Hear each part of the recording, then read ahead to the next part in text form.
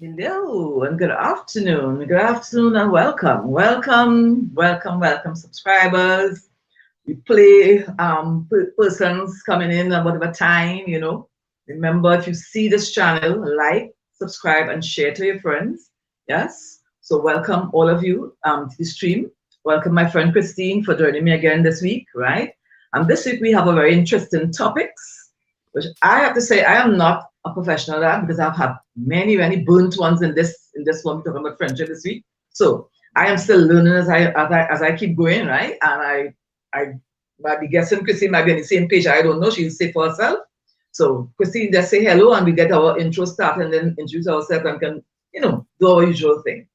Hello, everyone. As usual, so thrilled to be joining my dear friend Cheryl for yet again another conversation that really will resonate with women over 50. But in this instance, what we're about to talk about today, it will resonate with people at any age.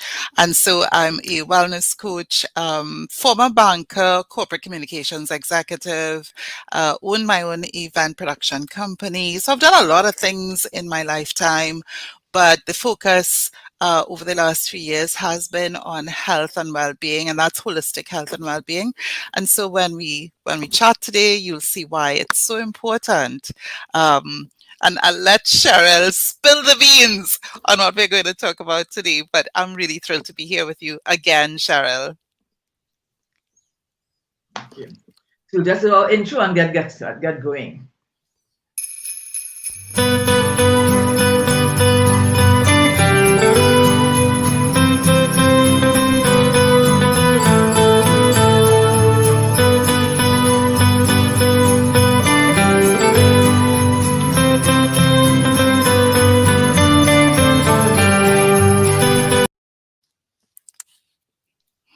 Yes. So I am Cheryl Diane, and I am an image consultant. I'm a keynote speaker, trainer, author, and many things. I wear many hats. One of the things besides that I am on a professional level, is a friend. If I'm a friend, I'm a friend.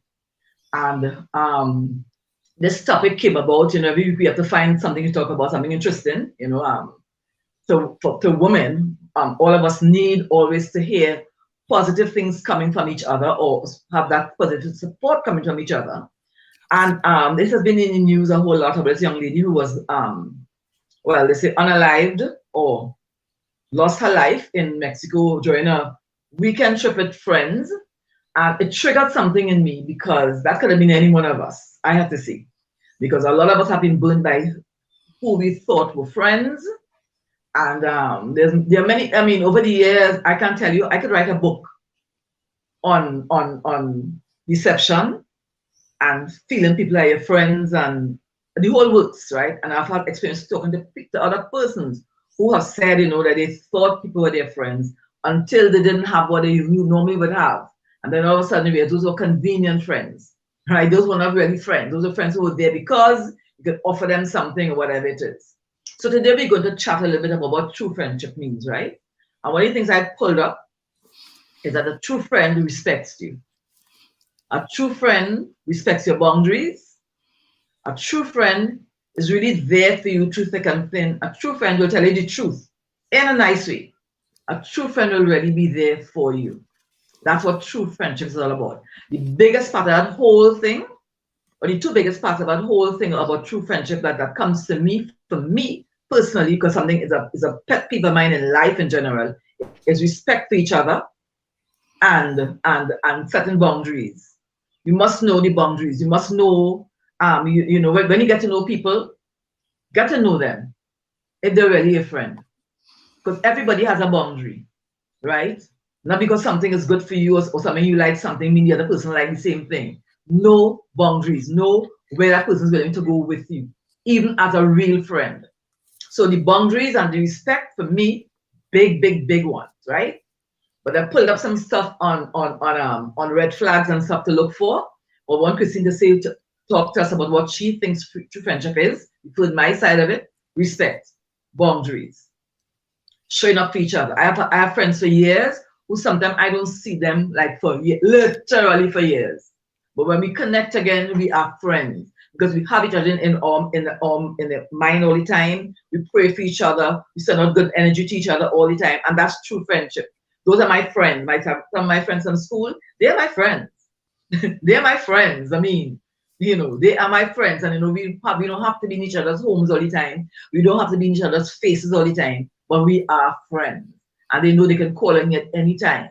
I don't need to hear you truth about something. I'll tell you truth. Listen, this is not what you're doing here. Really, whatever it is.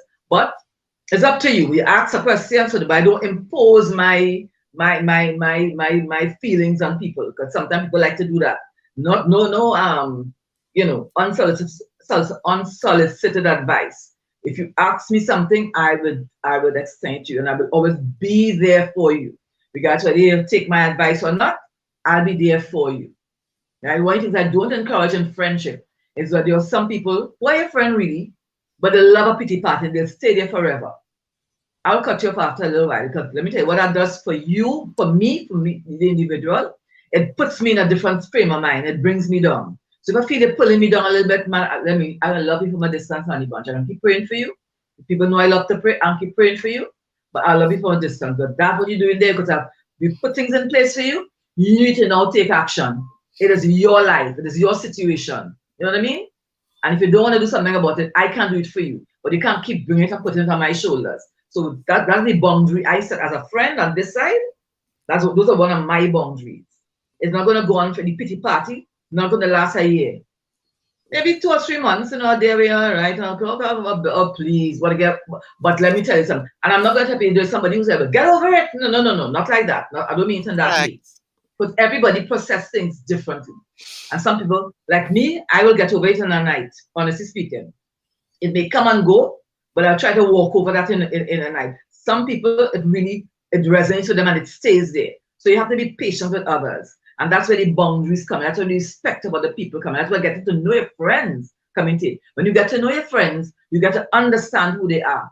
This person's very soft. She's very tender, so she takes things in a different way. This one, now she's tough. She can handle that, right? So you get to know your people, right?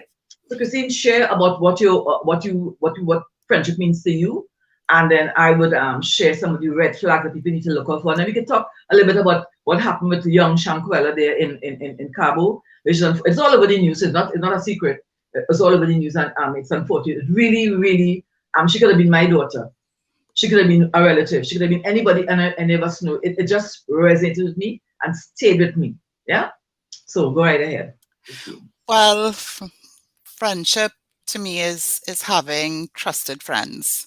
Trust is huge in relationship, but friendships where you've got girlfriends, and there's a different element when you choose male friends, female friends. I have found in my lifetime that I don't have a very many friends, basically, but the ones that I can count on maybe one hand, they are trusted friends. Friends like you, Cheryl. We grew up in the same neighborhood. In that neighborhood, there were shared values. There was a way that we were raised. And so, having shared principles, how we execute our lives. And I was doing some research before this morning, and this doctor, Shasta Nelson, and she's written a couple of books. She was talking about how friendships are created, and you just talked about it from childhood. Those friendships you made when you were very young, then you went into adolescence, and those friendships continue to develop. And what she was saying is that those kinds of relationships, because you've taken that time to get to know people very well, sometimes you hear your parents might say, oh my gosh, but you're closer to that friend than even your family, right? So we have that building up. It's like layering upon layering of getting to know people, what their likes are, what their dislikes are, and that connectivity, that closeness. And you would find too that when we were little, we shared everything that we were happy about. And even sometimes things that you were sad about, she talks about being vulnerable, positive, and there's that level of it's consistency. And that's why it happened for you like that, because you were going to school with people and that there was that closeness every single day. You saw each other, you talked to each other. Friendship to me means just being considerate so that the boundaries are absolutely 200% important. Trust is important. Shared values important. Being positive is important. And I want to start off this conversation today by a quote that I got from Dr. Adam Dorsey. He is a Silicon Valley psychiatrist, and he says, "Does the friendship feed you or bleed you?" And that is exactly what you were talking about just now. So, yeah, it's important to our health and well-being, because if we don't have good friends, friendships, that connectivity that supports our longevity, it supports our overall health. When you're sick, somebody to, to support you, someone who will celebrate you when you have great news. And so friends, nobody teaches us. It's not in a book. It's not a university course. But ladies, and maybe the few gentlemen who isn't here anymore, it is vital to your health. Over to Yeah, you, my friend. I'm spinning my ears to listen because the rain is so loud outside. I don't know if you're hearing it, but Ah, yeah, the rain is just like pouring down, really heavy. Yes, so I agree with you. So I am reading something here. Come on, I have to bring this a little closer because I haven't received my new prescription yet. Should get it this week. These are old lenses in these glasses, right? They might be fancy looking, right? So I want to read something here from Odyssey, right? I do my research on the internet. I get on here and I find stuff, right? It says it's true for many people that the only thing they need in life are good friends, because we all need good friendship, right? Jesus was a friend, right? We say a friend in need is a friend indeed. Okay? indeed. And of course, there are benefits from having friends. Not only do friends give you another person to share interests with, but they are also good for building up your self-confidence and overall happiness. However, what happens when you make a friend and then realize that they're causing more harm than good? Woo. So there are 10 things, red flags. We call them red flags, right? Flags. I mean, listen, there's not something wrong. And you know what I always tell people? Everything in life is for a season and for a reason. And there are friends who no longer are good friends to us now, who were friends to us when we were younger, but they're still friends. It's not, you're not upset with them, you can still talk to them, but they're not the friend that they had when you were 16 years old. They're not the friend that they had when you were 20 or when you were in university. They're just a friends and acquaintance, so it has changed. Because I have met persons in my latter part of life that have become really good friends. And when I say really good, I mean like really good friends. I mean, I could call on them any time of day or night. And to me, that's a good friend, right? So Yes. some of the red flags, first one is that they try and pressure you into things. Mm, There are people, this might be said a lot for the younger ones as well, but I think more than the older ones, although there's some people who just very vulnerable all the time, but they try and pressure you into things, right? These things are not very big for you either. It could be have another drink, or let's go out again to another party after this party's ended, right? And you don't want to go, but they keep telling you, no, so you don't drink?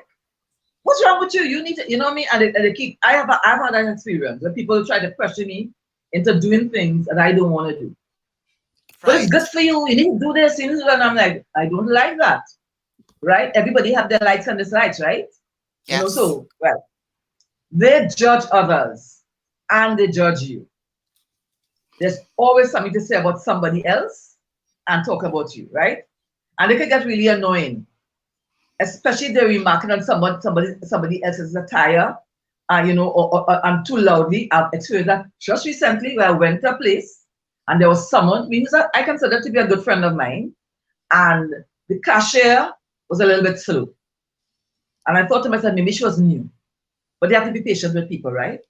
And she Yes. stood up and started saying, "What happened to this cashier? Why?" And loud. Though she's speaking on my behalf. I didn't ask her to do that. And I was like, in my mind, that's not good. That's not cool with me. That's not cool at all. That's not good. I was not happy. Absolutely. I didn't Yes. say anything at the time. I said afterwards, and I said, the girl is young. Maybe it's her first job, and she's a little bit nervous today. And you Of didn't need to say course. that. And she was like, "Well, that's you. I don't have time with that. That's okay, but we are different. So next time, don't speak on my behalf. Okay? And we're still good friends, right?" They're always gossiping. We have mutual friends, but every time I see you, our friend Miss Cat, you somebody tell me about Miss Cat. You saw what she was wearing yesterday. Didn't hear what she said yesterday, blah, blah, blah. But we are all friends, right? They're always gossiping. So if they gossip about you, about the person, no, they gossip about you as well, right? Correct. They hardly let you speak. There's some people who are always on the floor because they're more important than everybody else, right? And when they do let you speak, they don't really listen. They don't really hear what you're saying because their opinion is all that matters, right? Those are red flags. I'm pointing out red flags here, right? They Sure. only talk about themselves. They love to talk about themselves, and there's nothing wrong with that. I believe that we as women need to talk about ourselves a little bit more, our accomplishments, our achievements. We don't need to be hiding and saying, "Oh, don't talk about." No. We need to talk about ourselves. If you accomplish something, like you just mentioned a degree, but just got a nice job, you can talk about your company. You helped somebody yesterday. That quality person came on and trying to get kudos for helping somebody. But talk about yourself. What you work at you do. We can't talk about ourselves, but there's a way to do that, right? All of these stories have to one up yours. Like I'd say, Oh, "Girl, I was going down the street yesterday morning and there was traffic along the east-west corridor. There was so and so." And I said, "Let me tell you something. I was on the highway and we were jam-packed." Kind of way? Or, like when my son was a little boy going he went to UWI prep. He was at prep school. And there's a tell about we had a car that took his children to school because we were all busy parents. This lady. sure. And when she came to me and she said, "Your son is a humble little boy." And I'm not saying that because he's my child. So he wouldn't say a word. Because this other little one, he was something else. He ended up, he was really something else. He will always say, "Your house so small." When he came to pick up somebody else at their house, "Your house so small, my house big. That's your daddy car. My daddy have a bigger car than yours." He was and he was a little boy. They were like 4 years old. And that was his position. And she said, "And you haven't always telling me you must not say that. My mommy say you must not tell people things like that." But he kept on saying it. And that's the whole story about him in his life. He didn't end up bad anyway, but he ended up getting in some trouble for his what his parents felt was forthrightness was a little too much. Because Right. sometimes you can go over the line, right? They belittle you and embarrass you. Well, I know nobody can do that to me. Because you'll get it right back, right there on the spot. I am not joking with that one. No way, no way. You have to be ghetto. You can just say what you have to say without being thing. I will let you know that you're out of place. Okay? They always have to be right. They always have to be right. And they are in a constant competition with life and with you. I remember this friend of mine, we're still friends today. This friend of mine, when we were young persons or just started working and stuff, of course, most of my money went into dressing, me and my diva self, always dressing up and trying to always be in style and whatever it is. But the thing is with her is that if I bought a pair of shoes, right? Because I grew up in a household where we had shoes and clothes for church, to wear home in the afternoon, to go to our little party. So there were categories of clothes. Everything wasn't to wear every time, all over the place, right? And she would go and buy the same pair of shoes. This happened more than once. The same exact pair of shoes, and she'll wear to work because we happen to be working at the same place. We got a job at the same company when we left school. Right. And she'll wear to work. And I'd be like, "But I just bought the shoes to go to church in." And she'll be like, "But I think it's more suitable to here." So she'll always try to compete. Yes. Comparison and competition.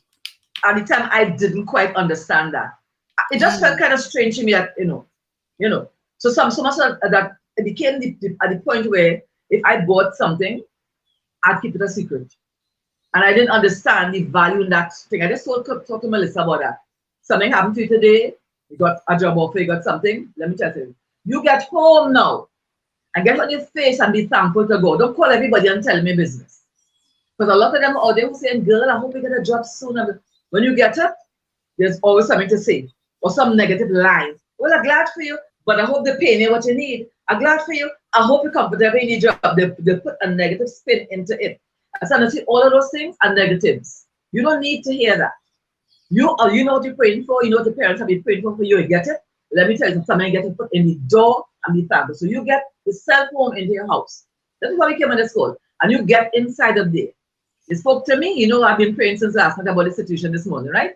You get inside of there and you get on your face before the Lord and you thank Him with everything you have for the offer you have today.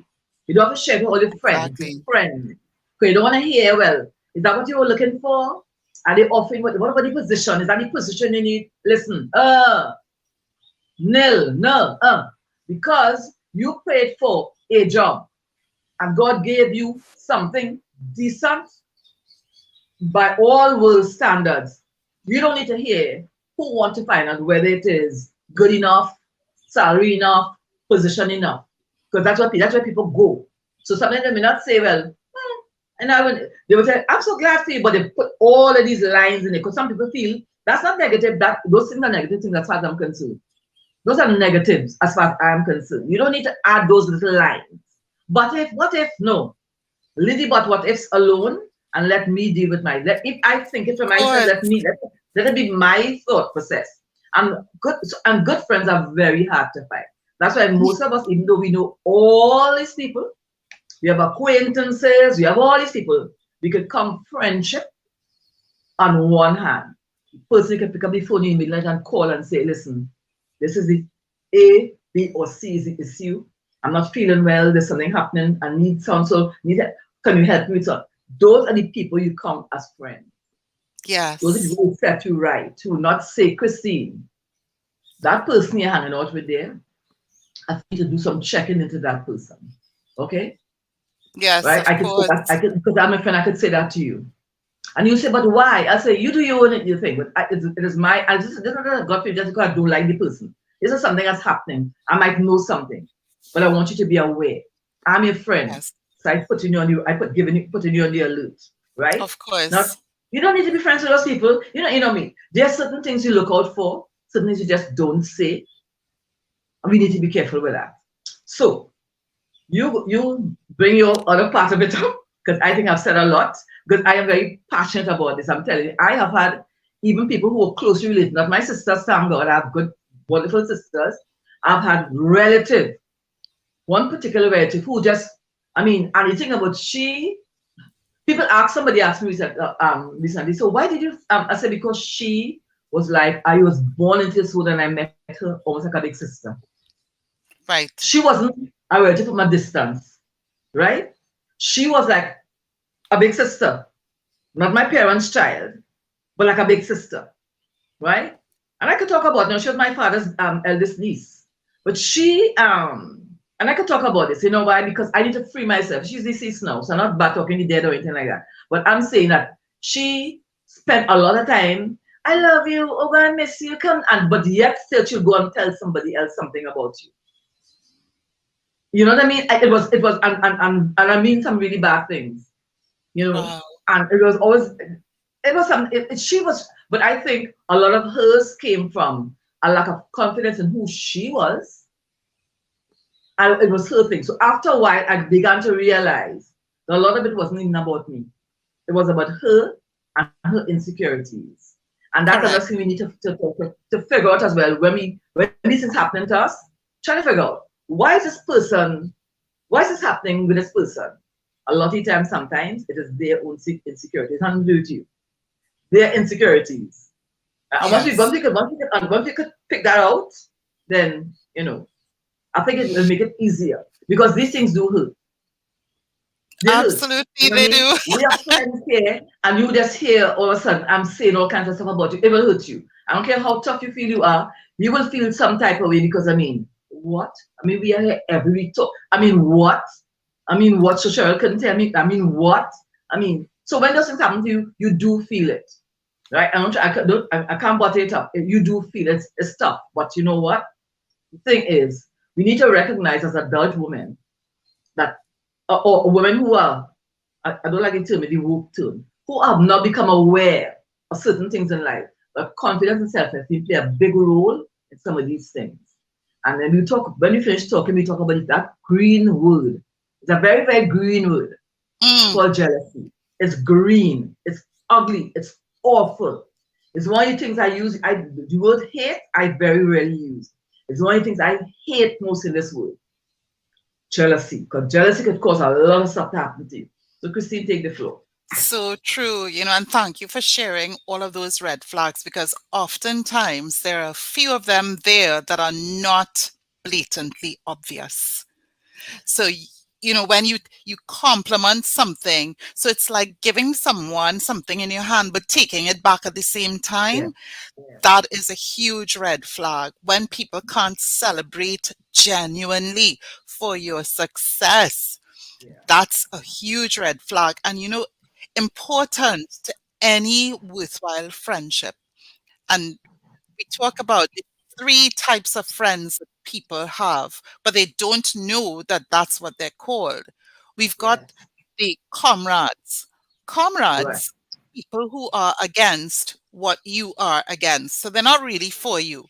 It's just like we're going Right. into battle and we have a common enemy. Yeah? Right. Then we've got the Right. constituents.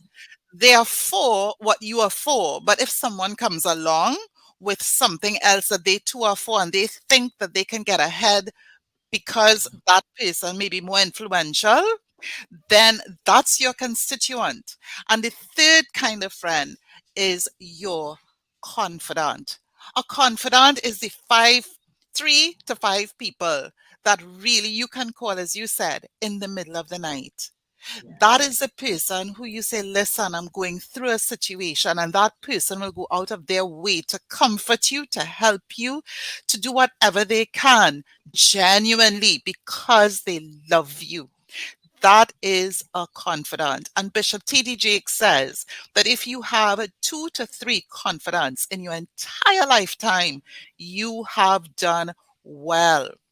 Now, I also like you because, guys, Cheryl and we love to research and we love to make sure that whatever information that we bring to you, that they're validated. So this morning I was telling you, Cheryl, I found 2 amazing TED Talks. One by Shasta Nelson, and she's written 2 amazing books. And she also has a website that is, I'll give you the website after. I'll go look for it again. I don't have it right here.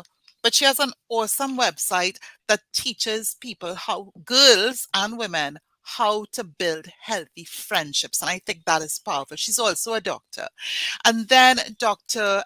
Adam Dorsey, whose TED Talk was Friendships and Adulthood. And that's something that we are really focused on today. He talks about 5 things that you need to know about building friendships. Number one, it's a great and probably the biggest combat against loneliness. If you don't have some great friends, loneliness, especially for women, but also men who can, because you can't expect some one person in your life, if you have a significant other, to be the be all and end all for all of your emotional, spiritual, and other needs. And then he talks about investing. He says, forget about the markets, the financial markets, investing, investing in friendship. Your close friends are your A-listers. So, when we go to parties, we talk about who's on the A list and everybody else. They are your A-listers. And he talks about some of the qualities that you will find in your A-list friends: being caring, being empathetic, being honest, being reliable, trustworthy. We talked about trust before. Being loyal, present, and being a good listener. You just talked about that, Cheryl. Also, being able to reach out genuinely and showing up emotionally for your friend. He called it a virtuous circle. I love that, a virtuous circle. The third point he said is they can boost your love life. Would you believe? Your friends can boost your love life because your friends bring to the table things that you can't expect your significant other to bring to you. Four, even superheroes have limits. Understand that your friends too have their limits and they have their challenges and shortcomings, and accept those gracefully. And number five, choose your friends wisely. Choose your friends wisely, right? Whose judgment do you value?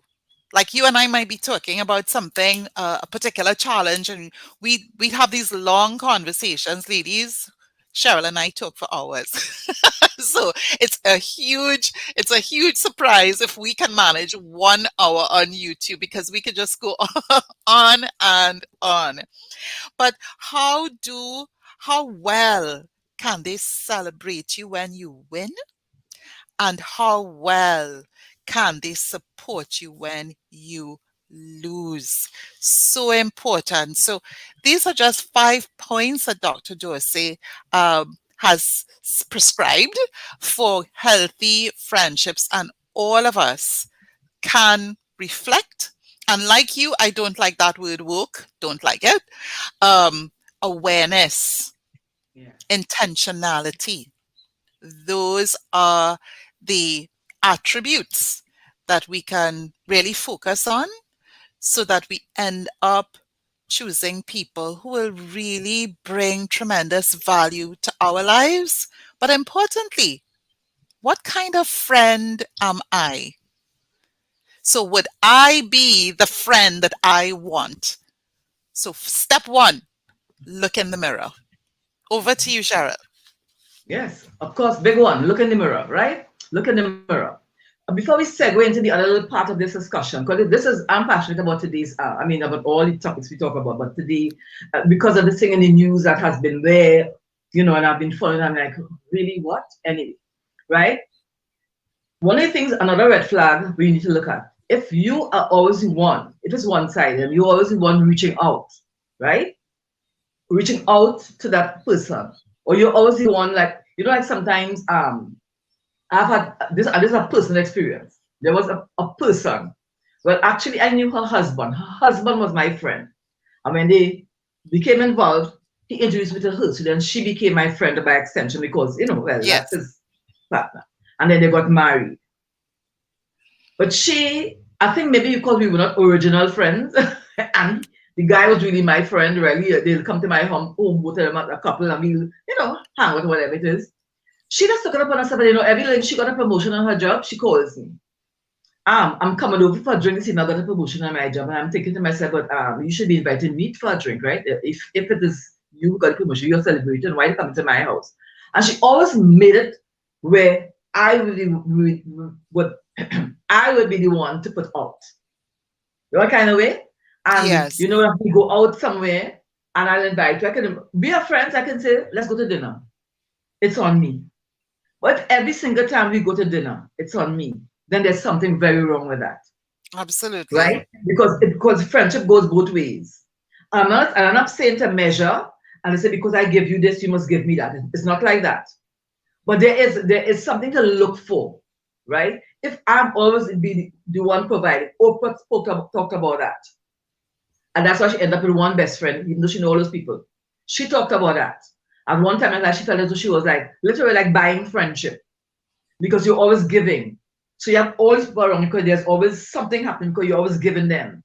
And the moment you're kind of telling me, why am I always the one extending?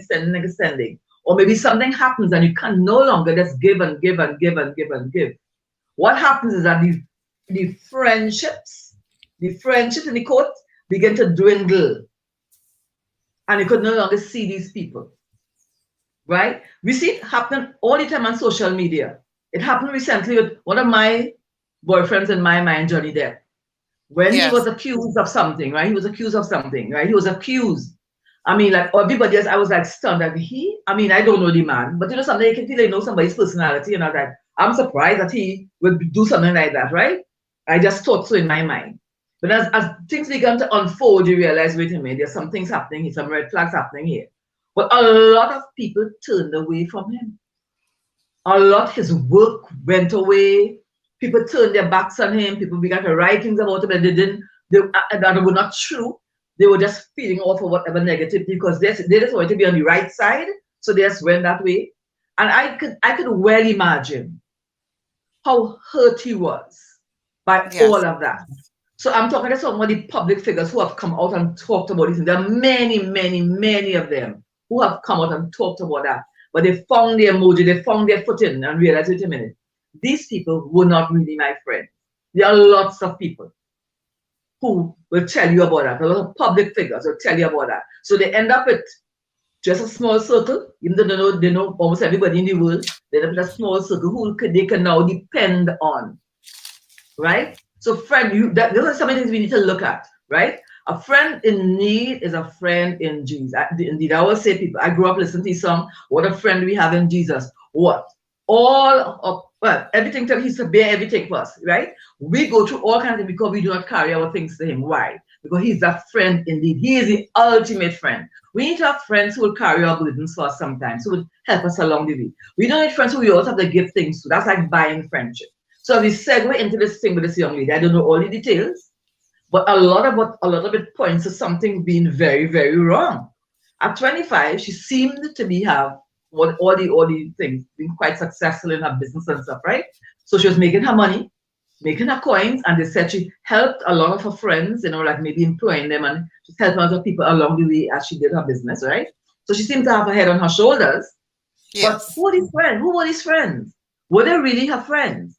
Because if this one girl had to pay for all of these adults, and it wasn't even her birthday, it was the guy's birthday. They said he was a friend for a long time, and some media now reporting say it was a boyfriend. I'm not sure. The parents didn't say boyfriend. They said a friend. He's a friend. He's been around since school days, and he became like part of the family. And we all of us have friends like that, right? So maybe he's a boyfriend, maybe he's not, whatever it is. It was his birthday celebration. So why would she be entertaining his friends at that level? You know what I mean?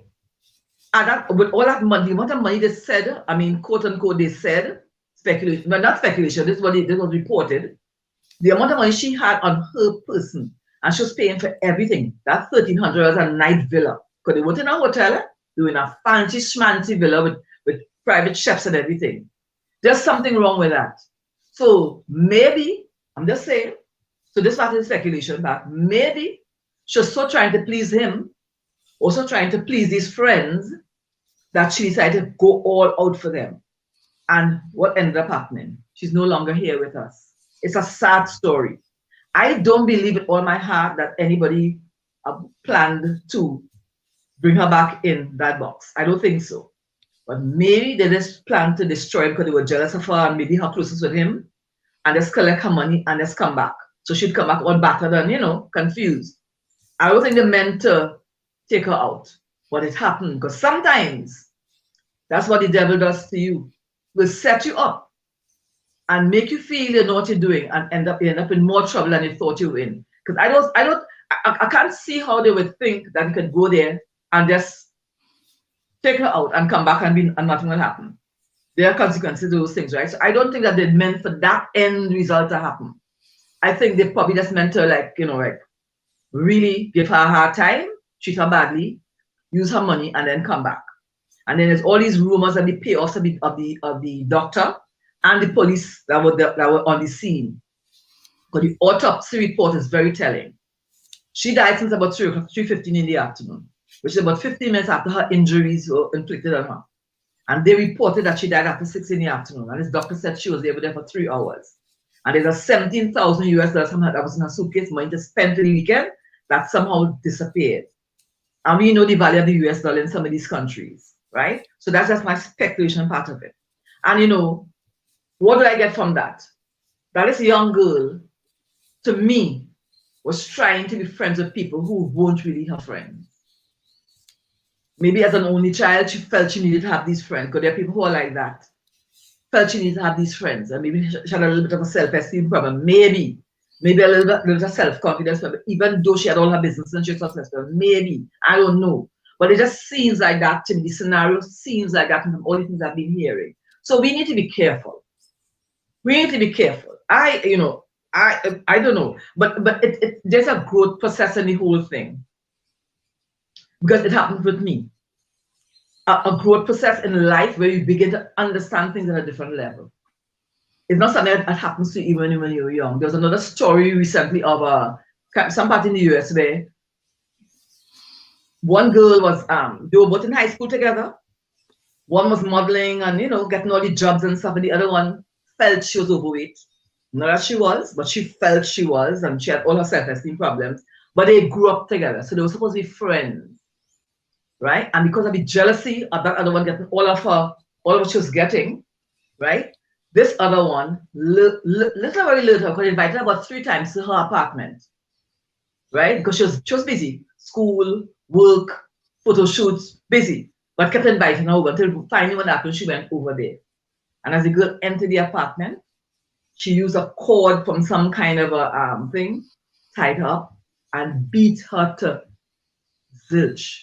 And then locked her up in a cupboard, and then went out with the family looking for the afternoon, because she was accustomed being on schedule, going to her photo shoots, going to her class, and being home at a certain time. So the parents began to say, well, she's not answering her phone. Where is she?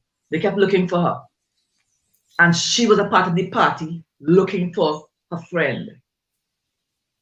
And something in the police thing that they kind of realized, wait a minute, this person and whatever the police do, they did their job. However they do their thing and they find certain things, they get intelligent about certain something, and they went to her apartment, and there was this girl, no longer breathing, tied up and stuffed in a cupboard. Okay, so people can do, and these are teenage girls I'm talking about. So this is happening to me. You don't be 50, right? You don't be 50. There's another incident of a mother who took out her neighbor's daughter. Because her daughter, because the neighbor's daughter won the crown for some beauty queen simmy thing, right? So she took her out and buried her in her backyard while the whole neighborhood and the police were looking for the people child. That's the extent of that green word called jealousy and the competition and what real friendship means. Because these were mothers, 2 mothers with their daughters. I mean, what's that about? Because your daughter won and my daughter didn't win. I will make sure she's no longer here to compete with my daughter. That's the extent of how these things go. So we need to be careful with what we call friendships. And I don't want people to be super sensitive about, I wonder why she's trying to talk to me. I wonder why she wants to be my friend. No. Get to the point in your life, and I think it comes from prayer and a connection with God. To pray for that spirit of discernment. Indeed. So when you meet people, there's something that will let you know whether this person's a genuine friend or not. There's something. My mother had a saying, in her own words back in the day. She would say, my blood don't take that person, I think what she really meant was, there's something in my spirit that's telling me that there's something wrong with that person. So she would say, my blood don't take that person at all. There's something wrong. My blood don't take that person. I don't let her come back to the house. My blood, because my mother prayed a lot. So I guess it was the energies and the whatever she felt. And that was her way of explaining that. And we all need to develop that muscle to be able to figure out when people are real towards us or when they're just doing things because we all know if you become famous tomorrow morning or you win the lotto or so you can buy a mansion and whatever cars and you have money, the people will come crawl out of the woodwork like cockroaches in that old kitchen in the night. You know, when those old houses with old cupboards, yes, and turning light on, they're scrambling, they will come out of those woodwork just like that. So we need to be very, very careful. That's what I think. Whatever you do, just pray for that spirit of discernment. Try to figure out who your friends are really, right? And try to keep a close circle. Be kind to everyone. Be nice to everyone. Be a friend to everyone. But everyone doesn't have to come close and into your personal space and into your personal business. I am always careful about who I invite into my home. Oh Let me boy, tell let's you talk about something. that. Let me tell you something. I had a pastor, Pastor Sam, beautiful, gentle human being, and his wife, when we would have our women's meetings and stuff, a lot of women in church didn't like her. They didn't like her because, some people feel they must call pastor anytime of the day and night. She controlled that. She was like, no, After a certain time, he has to rest. Unless it's an emergency, we'll pick up. But if it's not an emergency, don't just call him to talk about something if your head hurting you. No, no, no. You could go and pray for yourself. Because we need to go to God for ourselves. He can't do everything for you. He's not God, he's only a pastor. And she was very Hmm. firm on that.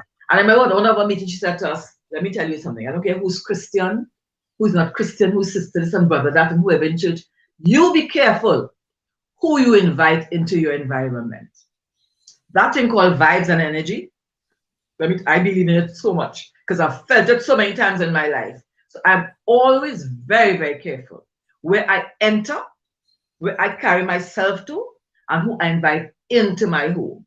If I invite you into my Absolutely. home, bet your life I feel good about you, and my spirit tells me okay. But if I find out something afterwards, then that'll be the last time you're coming into my house. I don't know smoke out of house and stuff. I don't believe in all of that. I don't believe all of that. But I will certainly anoint my windows and my doors and pray and talk to God about it. Right? So, Christine, I've been on the floor. Take it over. You took the stage, my friend, and I totally agree with everything that you have said. Um, Oftentimes, it takes us a while to discern who's for us and who's not for us. The reason why I said talk about it just now is it is so powerful what happens when different people enter your home.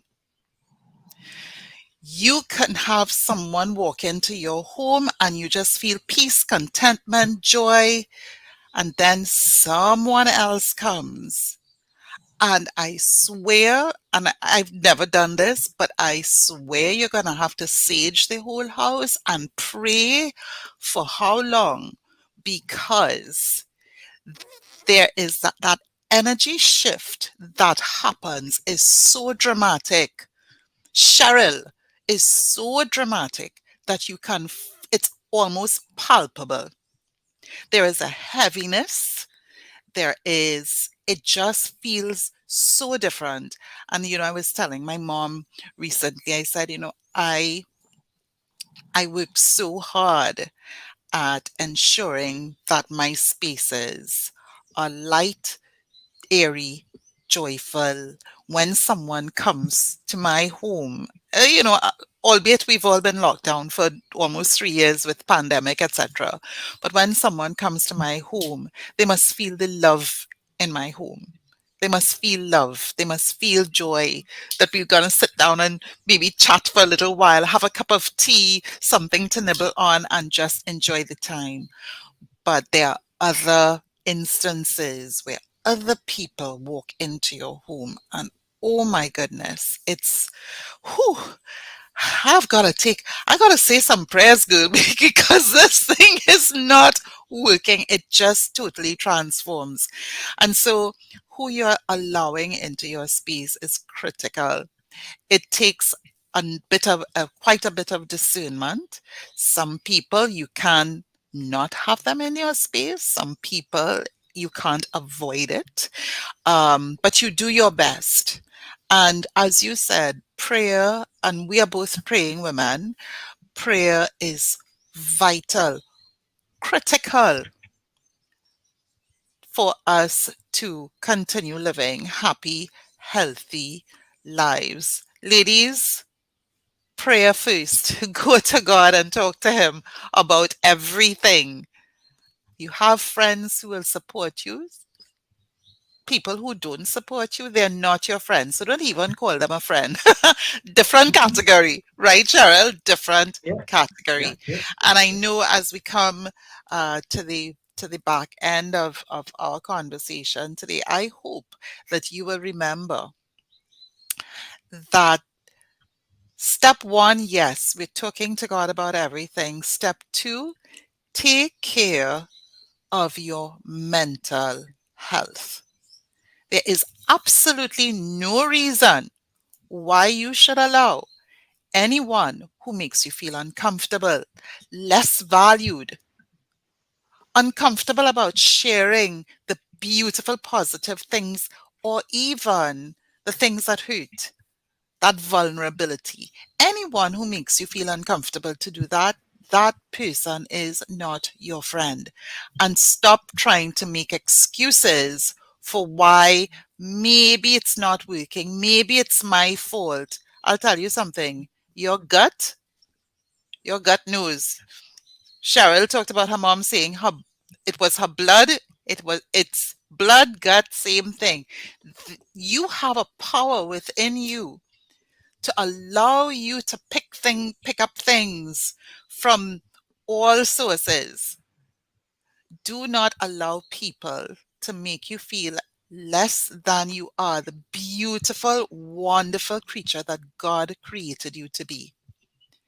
And so, Cheryl, I will round up because I got this beautiful quote again from Dr. Dorsey as he rounded up this morning. And this quote is by Tennessee Williams, which says, "Life is partly what we make it, and partly what is made by the friends we choose."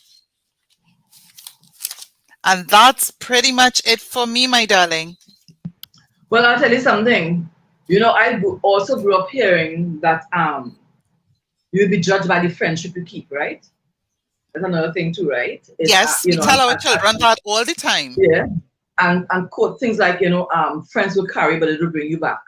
That there are people who guide you out, but they won't bring you back, right?